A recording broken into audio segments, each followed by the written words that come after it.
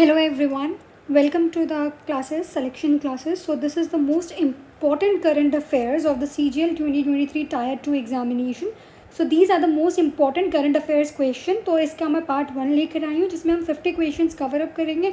फटाफट से सारे क्वेश्चंस देखते हैं और उसके आंसर्स देखते हैं और इन क्वेश्चंस को अच्छे से याद कर लेना बिकॉज मोस्ट प्रोबेबली चांसेस है they will come into the examination. So yeah, don't waste your time and we are going to start the ahead. So first question is, which union ministry launched the 6th edition of Smart India Hackathon 2023? Its answer is, its options are Ministry of Education, Ministry of Home Affairs, Ministry of Science and Technology and Ministry of Electronics and IT. तो इसका answer A, Ministry of Education along with the AICTE, All India centre for technical education, all India council for technical education. तो इन दोनों ने मिलकर के smart India hackathon organise करवाया था, अभी लॉन्च करवाया था. सो इसका आंसर अगर याद रख लेना आप, मिनिस्ट्री ऑफ एजुकेशन इसका आंसर है. Coming to the second question, the ancient city of Kalu is located in which present country? Option है ग्रीस, चाइना, इराक और यूएसए. तो इसका जो आंसर है वो है ग्रीस. ए ऑप्शन है इसका ग्रीस, क्योंकि ये एक एंशिएंट सिटी है. Kalu is also represented as Kala. तो बेसिकली इट इज़ एन अजायरन एम्पायर पर बेस्ड है. तो इतना आपको डिटेल में नहीं जाना, बस आपको इतना याद रखना है ये अभी किस कंट्री में ऑर्गेनाइज है, किस कंट्री में प्रेजेंट है. और ancient city of Kalu Greece में प्रेजेंट है. Coming to the question 3, which country is set to hold a referendum to recognise country's indigenous people in its constitution? तो इसका आंसर अगर हम बात करें, ऑप्शन है इसमें Greece, Australia, Sri Lanka and China. तो इसका जो आंसर है वो है ऑप्शन बी, ऑस्ट्रेलिया. ऑस्ट्रेलिया ने अभी recently set to hold a referendum to recognise country's indigenous people in its constitution. यहाँ पर जो इंडिजीनस वर्ड है इसको थोड़ा याद रखना, क्योंकि समटाइम्स एग्जामिनर आपको कंफ्यूज करने के लिए कुछ और वर्ड भी दे सकता है. तो अगर हम बात करें कि ऐसी कौन सी कंट्री है जिसने अभी अपना रेफरेंडम ऑर्गेनाइज करवाया है, होल्ड करवाया है to recognise country's indigenous population, तो इसका याद रखना in its constitution option is B, Australia. ठीक है. Coming to the next question, Cross Lineage Accelerator program is associated with India and which country? So this is the most important question. इसके option है Sri Lanka, USA, Germany and UAE. तो इसका answer है USA. हमेशा याद रखो इंडिया और which country अगर आता है और वो भी किसी टेक्निकल पर्सपेक्टिव के मामले में, तो हमेशा इसका आंसर यूएसए ही जाएगा. तो इंडस एक्स की बात करूँ तो India US defence acceleration system है. ये बेसिकली ये एक इंडिया और यूएस के बीच में डिफेंस सिस्टम है. तो ये एक डिफेंस एक्सेलरेशन आप सिस्टम इसको कह सकते हैं. तो इस फैक्टर को याद रखना आप. तो ये इंडिया में किसने ऑर्गेनाइज करवाया है? मिनिस्ट्री ऑफ डिफेंस ने. राइट. इंडिया के अंदर मिनिस्ट्री ऑफ डिफेंस और यूएस में भी जो उनकी मिनिस्ट्री होती है डिफेंस की, उन्होंने इसको ऑर्गेनाइज करवाया है. सो बेसिक क्वेश्चन का आंसर इतना सा याद रखना है आपको. इसके सिर्फ मतलब इन्फॉर्मेशन देखा जाए तो इसकी इन्फॉर्मेशन है cross lineage accelerator program India से एसोसिएटेड है और किस कंट्री के साथ हो रहा है, तो आंसर इज यूएस के साथ. Coming to the next question, वो is the first women to head the railway board of India? या ऑप्शन है जया वर्मा सिन्हा, सोमा मंडल, माधवभाई पुरी बुच और रेखा शर्मा. इसका आंसर है ऑप्शन ए, जया वर्मा सिन्हा को अभी रिसेंटली फर्स्ट वुमेन, पहली वुमेन ऐसी ऑर्गेनाइज हुई है जिनको हेड बनाया है रेलवे बोर्ड ऑफ इंडिया का. इससे पहले अगर एक इन्फॉर्मेशन इसमें याद रख लो, अभी प्रेजेंट है जय वर्मा सिन्हा. जय वर्मा सिन्हा ने किसको सक्सीड किया है? अनिल कुमार लाहौटी को. इनसे पहले कौन थे? अनिल कुमार लाहौटी जी थे रेलवे बोर्ड ऑफ इंडिया के हेड. अभी जय वर्मा सिन्हा है और ये फर्स्ट वुमेन है. बस इतना याद रखना है आपको इस क्वेश्चन के अंदर. नेक्स्ट क्वेश्चन है, which country central bank governor top the global finance central banker reports card 2023? Option है India, Sri Lanka, USA and UK. तो इसके ऑप्शन की बात करूँ तो इसका आंसर जा रहा है हमारा सीधा सीधा ए, ऑप्शन इंडिया. और इंडिया में भी जो अभी आरबीआई के गवर्नर है, तो ये इंपॉर्टेंट क्वेश्चन बन सकता है. एक एक्स्ट्रा पॉइंट मैं आपको इन्फॉर्मेशन दे रही हूँ कि आरबीआई के गवर्नर का नाम याद रख लेना, शक्तिकांत दास. तो वो भी has been ranked as top ranker में उनको नॉमिनेट किया गया है. तो इसका आंसर याद रखो, ग्लोबल फाइनेंस सेंट्रल बैंक का रिपोर्ट अभी रिलीज हुई थी. तो इसके अंदर किसने टॉप किया है, किस सेंट्रल बैंक के गवर्नर ने टॉप किया? इंडिया. और इंडिया के आरबीआई के गवर्नर क्या है? शक्तिकांत दास. बस इससे रिलेटेड आपको इतनी इन्फॉर्मेशन याद रखनी है. नेक्स्ट क्वेश्चन है, what is the name of the blockchain based project launch by the NPCL, national payment corporation limited? तो इसका आंसर है फाल्कन, ग्रैब, पेसी और ऑरेंज. तो इसका आंसर जो जाता है वो जाता है फाल्कन को। तो बेसिकली फाल्कन नेम जो है अभी रिसेंटली ब्लॉकचेन बेस्ड प्रोजेक्ट है जो NPCI ने ऑर्गेनाइज किया है। तो इसका आपको सिर्फ इतना याद रखना है, इसका आंसर है falcon.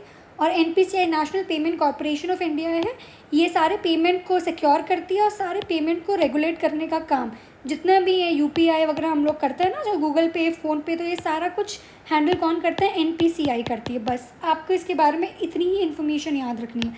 Coming to the next question, Banglar Mati Banglar Jol is a patriotic song written by Nazrul Islam, Rabindranath Tagore, Jibanananda Das और सुकांत भट्टाचार्य। इसका आंसर है ऑप्शन बी, रविंद्रनाथ टैगोर ने इसको लिखा था। 7 सितंबर 2023 को वेस्ट बंगाल असेंबली ने इसको अडॉप्ट किया था रेजोल्यूशन को to celebrate the first Bengali calendar Bengal Divas. तो बंगाल दिवस में ये जो पेट्रियोटिक सॉन्ग है ये रविन्द्रनाथ टैगोर ने लिखा है। इतना ज़्यादा जानने की ज़रूरत नहीं है, इतनी इन्फॉर्मेशन याद रखनी है कि बांग्लार माटी बांग्लार जोल पेट्रियोटिक सॉन्ग है किसका? बंगाल का। एज इन नाम से ही पता चल रहा है और किसने लिखा हो सकता है?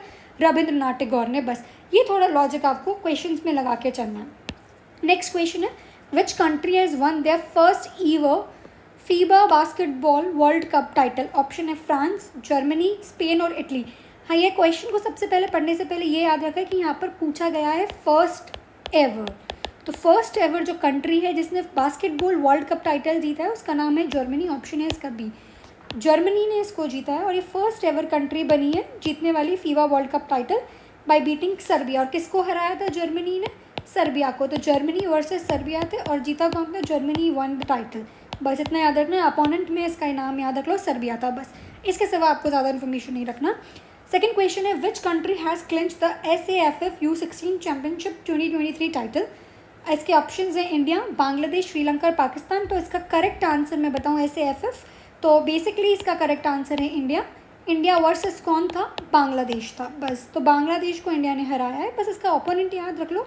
कभी कभी एग्जामिनर क्वेश्चन घुमाने के पूछ सकता है कि इंडिया के अपोजिट में कौन सी कंट्री थी। तो बस इंडिया ने जिसको डिफीट किया था SAF U16 चैम्पियनशिप 2023 टाइटल में वो थी बांग्लादेश।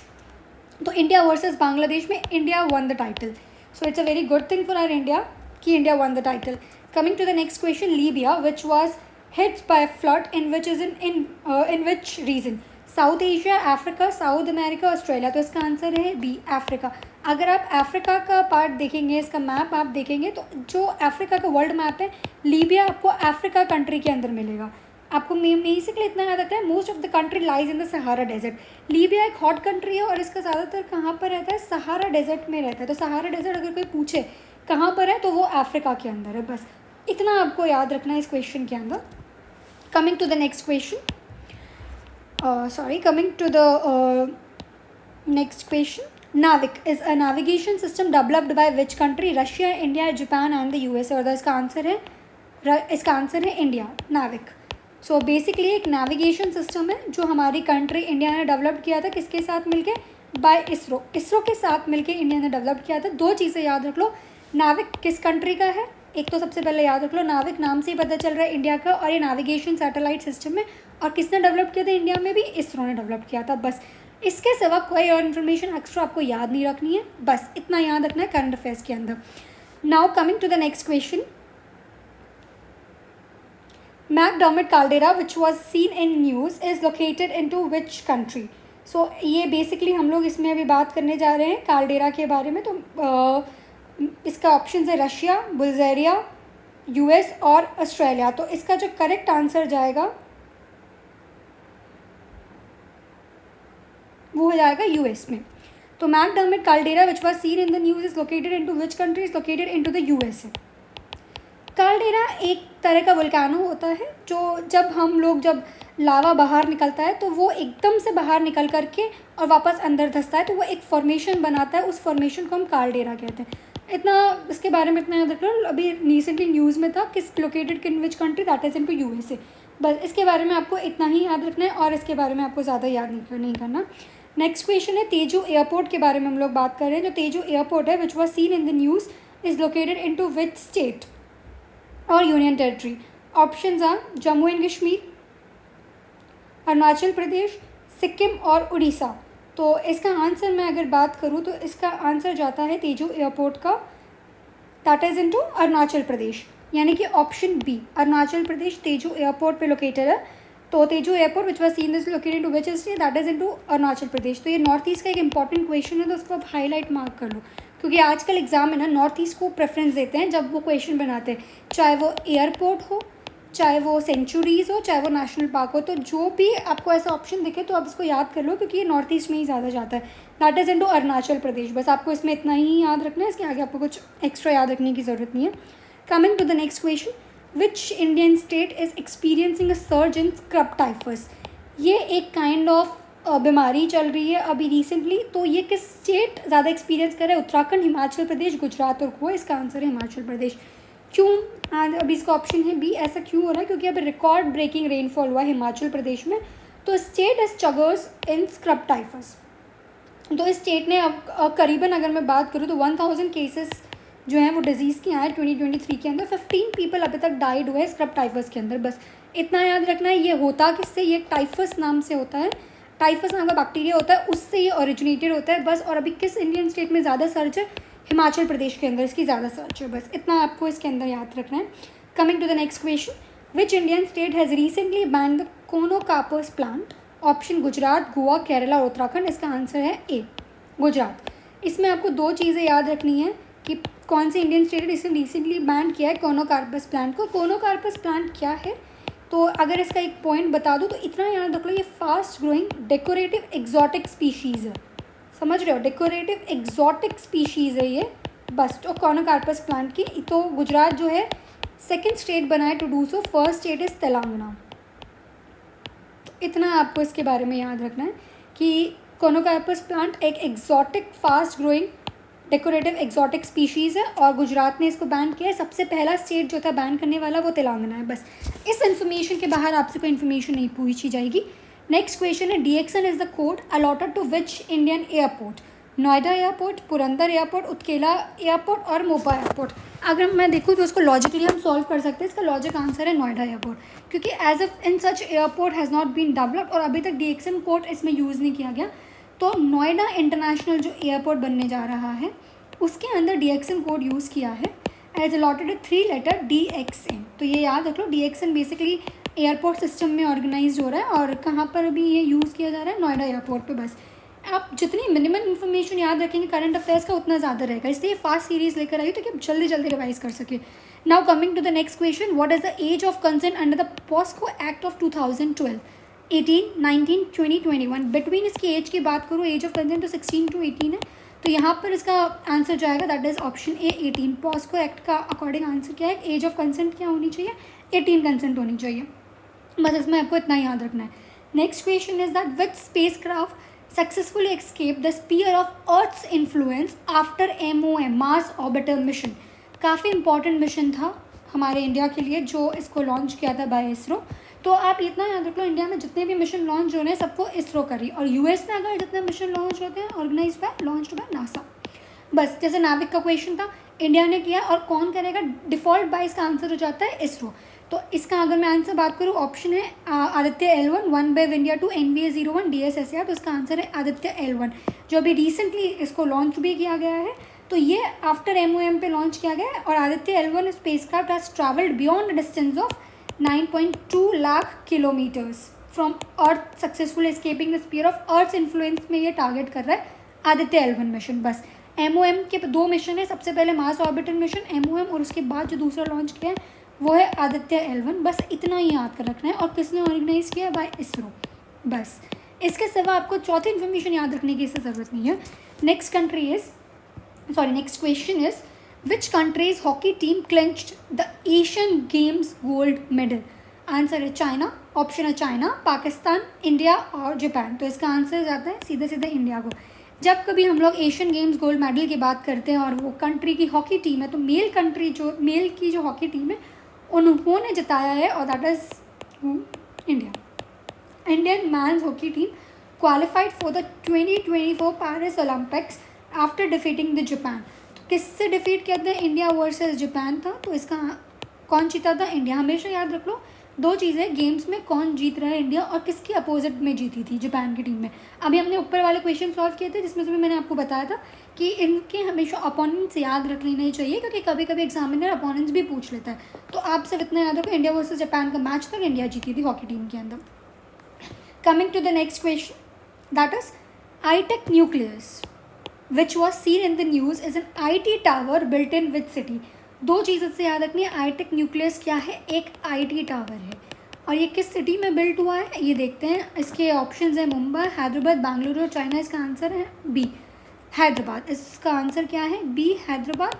हैदराबाद में कहाँ पर, ओल्ड सिटी जो है हैदराबाद की, वहाँ पर इस टेक्नोलॉजी को रिवॉल्व किया गया और एक IT टावर बिल्ड किया गया है, nucleus eight Malakpet with the budget of 700 crore. Malakpet भी याद रख लो, ये ओल्ड सिटी है हैदराबाद में. हैदराबाद में ओल्ड सिटी में एक जगह करके नाम है मालकपेट. बस इतना याद रखना है. कभी कभी क्वेश्चन एग्जामिनर आपको मालकपेट करके भी पूछ सकता है, तो कंफ्यूज नहीं होना कि मालकपेट क्या है.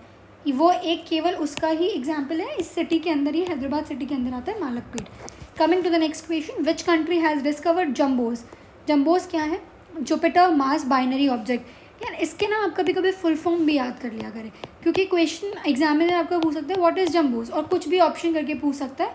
तो इसका फुल फॉर्म याद रखें, जुपिटर मास बाइनरी ऑब्जेक्ट. तो जम्बो क्या है, जुपिटर मास बाइनरी ऑब्जेक्ट. किस कंट्री ने इसको डिस्कवर किया है, ऑस्ट्रेलिया ने, यूएसए ने, जापान ने और इंडिया ने. इसका आंसर है बी, यूएसए ने. और यूएसए ने भी किस में इस ऑब्जेक्ट को डिस्कवर किया होगा, बाय नासा. यूएसए के अंदर जितनी भी सारी एजेंसीज वगैरह सैटेलाइट्स लॉन्च होता है या कुछ लॉन्च होता है तो वो कौन करती है, नासा, और इंडिया में इसरो. दो चीज़ें हमेशा याद रख लो. और जम्बोस क्या है, ये एक टेलीस्कोप है, नासा का जेम्स वेब टेलीस्कोप है. बस इतना याद रखना है, इसके आपको सिवा कुछ नहीं याद रखना. 3 इन्फॉर्मेशन याद रख लो. व्हाट इज़ जम्बो, जम्बो की डेफिनेशन फुल फॉर्म, जुपिटर मास बाइनरी ऑब्जेक्ट, किसने लॉन्च किया, यूएसए ने, नासा ने, और ये क्या है, जेम्स वेब टेलीस्कोप. बस इसके सिवा कोई भी क्वेश्चन आपसे नहीं छूटेगा. Next question is tokenisation which was seen in the news is associated with, option are cryptocurrency, payment security, biotechnology और आर्टिफिशियल इंटेलिजेंस. इसका आंसर है B, payment security. Tokenisation RBI ने लॉन्च किया है. बस इतना याद रख लो. लॉन्च्ड बाय हूँ, आरबीआई, और न्यूज़ एसोसिएटेड विथ किससे, पेमेंट सिक्योरिटी से. बस इसके सिवा आपको कुछ और याद रखने की ज़रूरत नहीं है. पेमेंट सिक्योरिटी और launched by RBI. Next question, Hamas as a militant group which originated in which country, region, Syria, Palestine, Iran and Azerbaijan. काफ़ी कुछ डीप कवर्ड है इसके ऊपर. ये क्वेश्चन इंपॉर्टेंट है करंट अफेयर्स के ऊपर, क्योंकि काफ़ी बड़ा अभी वॉर चल रहा है गाज़ा में वर्सेस इजराइल. तो बेसिकली अगर मैं बात करूँ तो हमास मिलिटेंट ग्रुप कहाँ ऑर्गेनाइज हुआ था, पैलेस्टाइन के बीच में, पैलेस्टाइन में ऑर्गेनाइज है. तो इसको आप हमेशा याद रख लेना, क्योंकि ये अभी काफ़ी ज़्यादा इंपॉर्टेंट टॉपिक चल रहा है. तो remember this topic. Next question is Great Barrier Reef is the world's largest coral reef system is located at the off coast of which country? Japan, India, Australia, UK. Its option goes to C, Australia. बहुत factual question है, इसको याद रख लो. Theoretical में मान लो great barrier reef एक world's largest coral reef है. बस इससे ज़्यादा आपसे कुछ नहीं पूछा जाएगा. और कहाँ लोकेटेड है, ऑप्शन है सी, ऑस्ट्रेलिया में. कोरल्स के बारे में आपको इतना डीप जानने की ज़रूरत नहीं है, बट इतना याद रख लो, कोरल्स हमेशा सर्वाइव करती है फ्रेश वाटर में. जहाँ पर भी सलाइन वाटर आएगा कोरल डेड हो जाएगा. कोरल लीचिंग, कोरल ब्लीचिंग हो जाती है, या लीचिंग भी बोल दो. तो कोरल ब्लीचिंग तब होती है जब कोरल्स सलाइन वाटर में डेवलप करती है. तो हमेशा याद रखो, कोरल्स कभी सलाइन वाटर में डेवलप नहीं करेगी, always develop into the fresh water. इसमें इतना ज़्यादा पढ़ने की जरूरत नहीं है, बस इसमें इतना याद रखना था कि ऑफ कोस्ट लोकेटेड कहाँ पर है, that is in to Australia. Coming to the next question, वो is the first Indian pair to win Asiad gold medal in badminton. और इंडियन पेयर की बात हो रही है. Option are Satwik Chirag, PV Sindhu, Saina Nehwal, Srikanth Prannoy और साई प्रणीत इन प्रणॉय. इसका आंसर ए, सात्विक और चिराग. में बैडमिंटन में अगर हम बात करें तो ये इसके लिए हैं. तो ये first ever like Satwik Raj Rankireddy and Chirag Shetty earned India's first ever badminton gold medal. Asian games में जीते थे ये लोग. बस इसमें इतना आपको याद रखना है, और कुछ याद रखने की ज़रूरत नहीं. किस जोड़ी ने जीता था, वो जोड़ी यहीं पर ही है. Coming to the next question, Mont Blanc, which was seen in the news, is the highest mountain in which country? UK, France, Italy और अर्जेंटीना.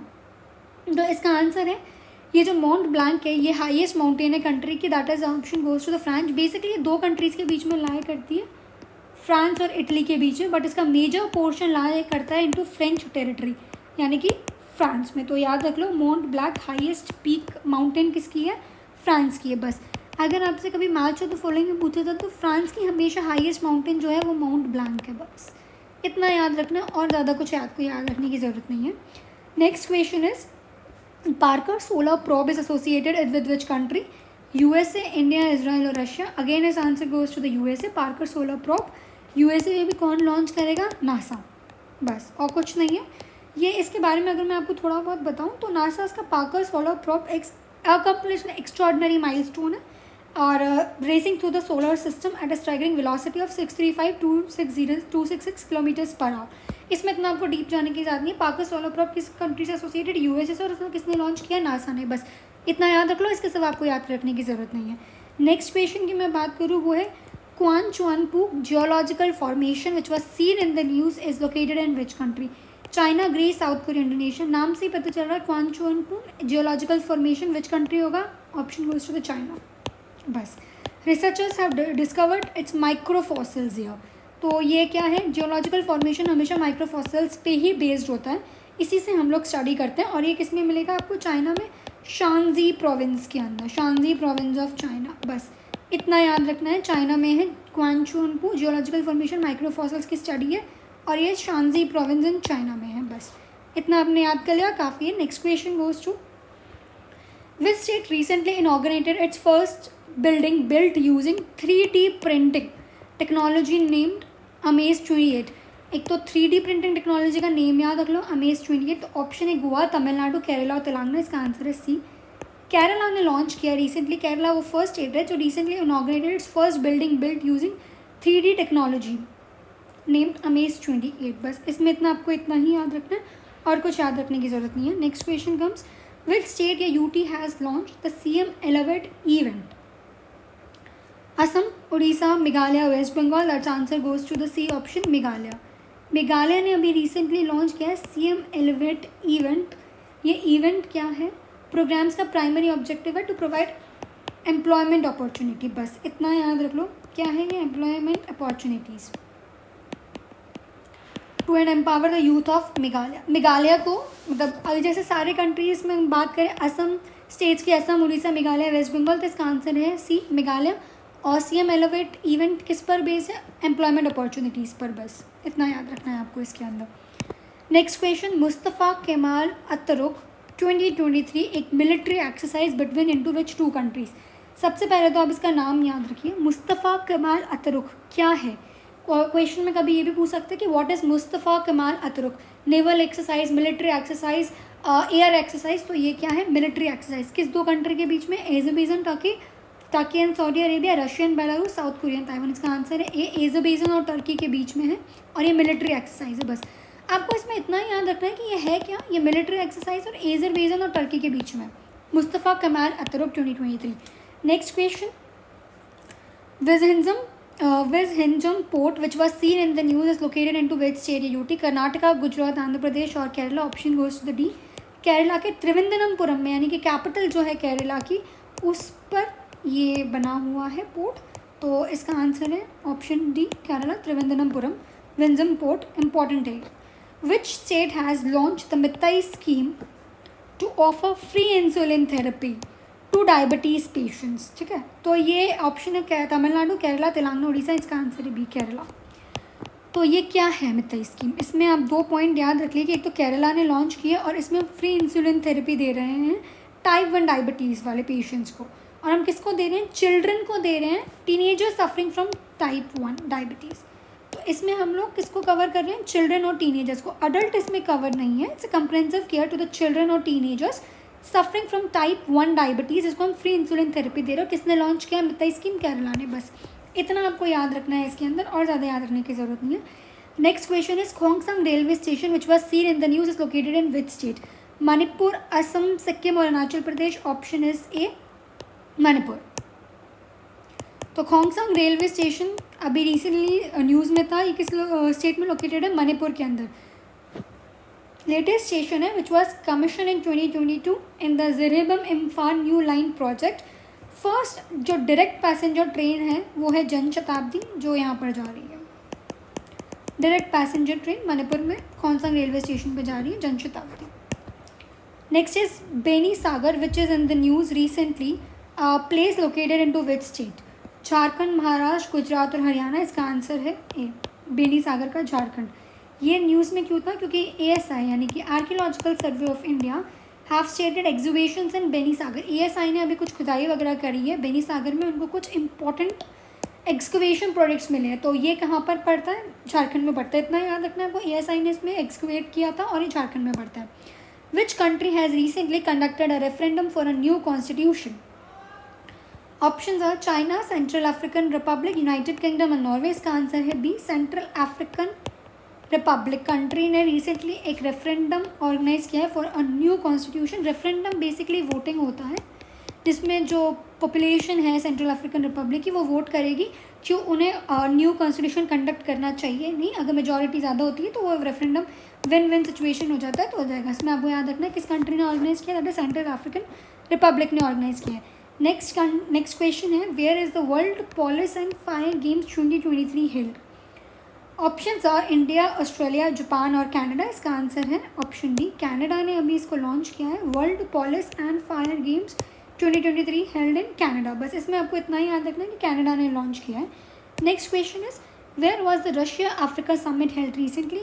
ऑप्शंस है रशिया में, जिम्बाब्वे, साउथ अफ्रीका, केन्या। इसका आंसर है A, Russia में Russia Africa summit held हुई थी, Saint Petersburg के अंदर हुई थी। ये याद रख लेना कहाँ पर हुई थी, रशिया में सेंट पीटर्सबर्ग में, और वो हुई थी 27-28 जुलाई के अंदर। बस डेट याद रखिए तो रखिए, नहीं तो बस इतना याद रख लीजिए कि रशिया में भी किस जगह हुई थी, सेंट पीटर्सबर्ग में। कभी कभी क्वेश्चन पूछा जाता है कि where is a Saint Petersburg located, अब जिसको नहीं पता उसके लिए प्रॉब्लमेटिक सिचुएशन हो जाती है, तो ये याद रख लेना।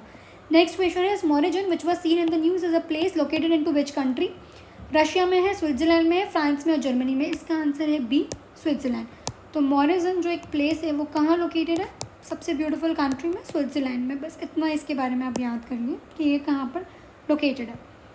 Coming to the question, Star Lab station is a joint venture of Voyager Space and which institution? Boeing है, एयरबस, स्पेसएक्स और ध्रुव। तो स्टार लैब स्टेशन एक जॉइंट वेंचर है वोयागर स्पेस और किसके बीच का? तो इसका आंसर है ऑप्शन बी, एयरबस। ये थोड़ा क्वेश्चन साइंस और टेक से रिलेटेड आता है तो मैं इसको स्टार मार्क कर रही हूँ, इट्स वेरी गुड क्वेश्चन। तो इसके बाद आपको पढ़ना पड़ेगा कि किसने इसको ऑर्गेनाइज़ किया और कहाँ पर ऑर्गेनाइज़ किया और किस कॉन्स्टिट्यूशन इंस्टीट्यूशन के साथ है। तो जो ISS है हमारा, इंटरनेशनल स्पेस स्टेशन, वो फाइनल फेज ऑफ ऑपरेशन में उसने लॉन्च किया Star Lab station. Joint venture आ जाता है वोयागर स्पेस और एयरबस के बीच में, सब नासा ने ही लॉन्च किया है। तो कंफ्यूज ही नहीं होना, जब भी बात आती है US की तो सिर्फ एक ही ऑर्गेनाइजेशन है जो लॉन्च करती है, दैट इज़ नासा, और इंडिया में इसरो। बस ये मैं बार बार इसलिए बोल रही हूँ क्योंकि काफ़ी क्वेश्चंस हैं जो आपको एग्जाम में बेसिस पे फॉर्मेट में मिलेंगे साइंस और टेक के अंदर।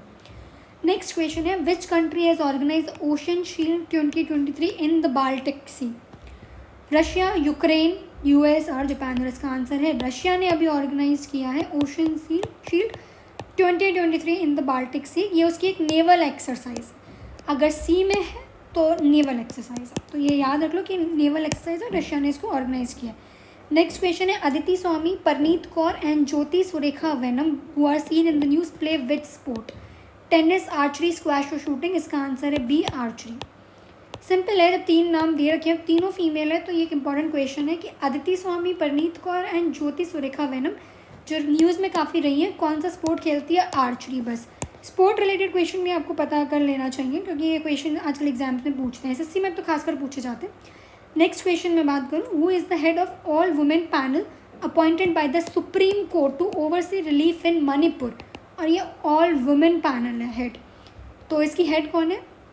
ऑप्शन है justice Ruth Bader Ginsburg, justice Sonia Sotomayor, justice Gita Mittal और जस्टिस ज्ञान सुधा मिश्रा। इसका आंसर है सी, जस्टिस गीता मित्तल। इसका ऑप्शन क्या है? C, Geeta Mittal ma'am. ये जो है इनको हेड बनाया गया, all women panel appointed by Supreme Court ने इसको अपॉइंट किया to oversee relief in Manipur. बस इतना याद रख लो। इनसे रिलेटेड एक और चीज़ याद रख लो कि justice Gita Mittal former chief justice थी Jammu and Kashmir high court की। बस ये एक इम्पॉर्टेंट है कि फॉर्मर चीफ जस्टिस, क्योंकि JNK अभी एक यूनियन टेरिटरी है, उसके अंदर फॉर्मर चीफ जस्टिस एक फीमेल है, तो ये आपको याद करना इंपॉर्टेंट हो जाता है। जस्टिस गीता मित्तल अभी जो है all panel women India appointed है सुप्रीम कोर्ट, ये पैनल हेड है और ये रिलीफ ओवरसी रिलीफ देखती है मणिपुर में। और जस्टिस गीता मित्तल पहले कहाँ पर थी? फॉर्मर चीफ जस्टिस है Jammu and Kashmir high court की। बस ये क्वेश्चन इसलिए इंपॉर्टेंट है क्योंकि इनसे क्वेश्चन पूछा जा सकता है JNK के बारे में। JNK अभी रिसेंटली काफ़ी न्यूज़ में रहा, तो इसको आप याद रखना। Next question is Belém Declaration, which was seen in the news, is associated with which summit? Asian Summit, G20 Summit, Amazon Summit और BIMSTEC Summit? इसका आंसर है सी, Amazon Summit. तो बेलम डिक्लेरेशन कहाँ पर अभी ऑर्गेनाइज हुआ था, किस में है, किस समिट में आता है? ये अमेजोन समिट के अंदर आता है. 8 Amazon Nations share the Amazon basin, इसलिए इसका नाम बेलन डिक्लेरेशन है. अमेजोन समिट में, इसमें इतना ज़्यादा याद रखने की ज़रूरत नहीं, आपको इतना याद रखना है. ये एक नेक्स्ट गुड क्वेश्चन है कि when is the world lion day observe every year? August 1, 5, 10, 15. इसका आंसर है August 10. डायरेक्ट फैक्चुअल क्वेश्चन है, आपको याद ही रखना पड़ेगा. इस दिन वर्ल्ड लायन डे ऑब्जर्व हुआ था एवरी ईयर, क्योंकि लायन और टाइगर्स काफ़ी इंपॉर्टेंट है. और एक और इससे इम्पॉर्टेंट इन्फॉर्मेशन आप याद रख लेना, इंटरनेशनल टाइगर डे के बारे में अगर मैं बात करूँ तो वो आता है 29 जुलाई को. बस इतना याद रख लें, 2 चीज़ याद रख लें. लायन डे आता है 10 अगस्त को और टाइगर डे आता है 29 जुलाई को, क्योंकि टाइगर काफ़ी इंपॉर्टेंट है हमारे देश में, इसलिए. What is the name of the India's first long range revolver? Tejas, Prabal, Phoenix और रेंजर? इसका आंसर है ऑप्शन बी, प्रबल. और ये क्या है? India's first long range revolver है, इसका आंसर जाता है बी. और ये countries first long range revolver भी है प्रबल. इंडिया की तो फर्स्ट है ही और ये कंट्री की भी फर्स्ट है, तो बस इतना याद रख लो आप. और officiating director Rajeev Verma set. बस इसमें इतना याद रखने की ज़रूरत नहीं, इतना याद रख लो कि प्रबल इंडिया की फर्स्ट लॉन्ग रेंज रिवॉल्वर है, कंट्री की भी फर्स्ट लॉन्ग रेंज रिवॉल्वर है, बस. Next question, India's first ever night street racing circuit has been launched in which state? Kerala, Tamil Nadu, Orissa, Karnataka? इसका आंसर है option B, Tamil Nadu. New street circuit which will also hold night races launch किया है government ने तमिलनाडु के अंदर. तो रेसिंग प्रमोशन को इन्होंने काफ़ी एक्टिविटी दी है, इसलिए ये पर रेसिंग स्ट्रीट भी है और रेसिंग सर्किट डेवलप किया नाइट में. First ever night street racing circuit develop by Tamil Nadu. इतना आपको याद रखना है. नेक्स्ट इसका क्वेश्चन है, which country signed MOU with India to share India Stack? Options are Maldives, Mauritius, Trinidad and Tobago और UAE. इसका ऑप्शन है सी, आंसर है इसका सी, ट्रिनिडाद एंड टोबैगो. इन्होंने एक MOU साइन किया है इंडिया के साथ टू शेयर इंडिया स्टैक. बस. India stack basically collection of open APIs और डिजिटल पब्लिक गुड्स है. इसमें इतना आपको जानने की ज़रूरत नहीं है, बस एक मेमोरेंडम MOU साइन हुआ है इंडिया और किस कंट्री के बीच में? त्रिनिदाद और टोबैगो के बीच में, बस. तो ये जो थे ये पार्ट 1 थे. 50 क्वेश्चन का नेक्स्ट पार्ट में लेकर आऊँगी कल, जो बहुत जल्दी, पार्ट 2 50 के. तो ये इंपॉर्टेंट क्वेश्चन है, इन्हें प्लीज़ अच्छे से याद कर लीजिएगा. कोई भी क्वेरी हो कॉमेंट सेक्शन में मुझे बताइएगा. और ये मोस्ट इंपॉर्टेंट क्वेश्चन है, please learn all these question. और इससे जो मैंने फैक्ट बताया, इससे कोई क्वेश्चन मिस नहीं होने वाला. आप इन क्वेश्चंस को एक एक बार रिवाइज कर लेना, जिसमें आपको भी याद हो जाएगा. चलिए ठीक है, मिलते हैं नेक्स्ट वीडियो में. Till then bye bye.